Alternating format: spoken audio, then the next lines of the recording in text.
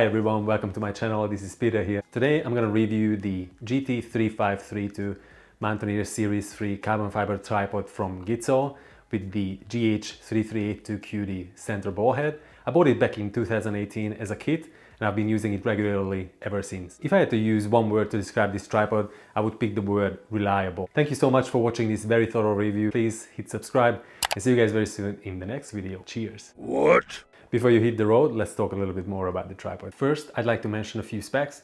The tripod weighs 1.88 kilos without the head. The head comes in at around 800 grams, so the total weight is around 2.5 kilos, which considering the maximum payload of 18 kilograms is not bad at all. The tripod folds down to 64 centimeters when the head is removed. It can go as low as 18 centimeters. The rapid center column is easily removed, so you can get down and shoot from a really low perspective.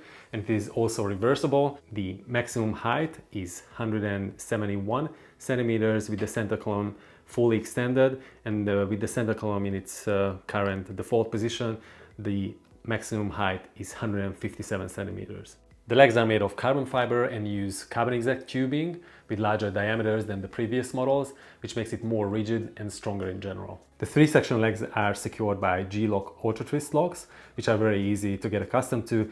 I prefer them much more so than, for example, the Manfrotto Befree, which features the so-called flip lever solution. The legs are also equipped with built-in O-rings, which keep the dust and dirt out of the leg mechanism. I haven't even had to pull the tripod apart, although I've only shot seaside a few times, so the tripod hasn't been really exposed to much sand at all. The leg angle selectors are easily adjustable, and they have 3 different angles to choose from. The center column also features a stabilizer hook, and by adding extra weight to it, you can increase stability. I only used it once when I was shooting long exposures in 50+ kilometer winds, and the images came out perfectly sharp. The feet are also removable. I currently have the rubber ones on, but you can replace them with, for example, the spiky ones, so it's very adaptable to any kind of terrain or surface. I currently have the GH3382QD center ball head attached, but a wide array of ball heads and other accessories can be mounted via the 3/8 inch and 1/4 inch attachment on the upper disc. Let's talk a little bit about the ball head. The GH3382QD is a pretty robust and versatile ball head. The quick release adapter is on the larger side as well. It is bigger than with most ball heads on the market. This definitely ensures stability with heavier equipment. I have been using my rather large full frame 1DX Mark II, and it is capable of handling even a 400mm prime lens, telephoto lens attached. It's made out of high quality brushed aluminum components which are highly resistant. The supplied quick release plate, which is Arca Swiss type compatible, is kept locked with a screw knob.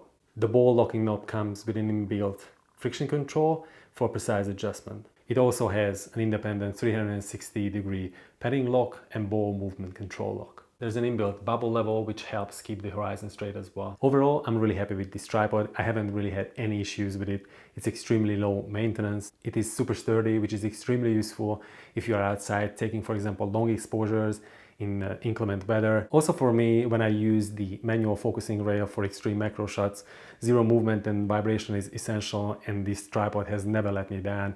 All of my images have come out tech sharp.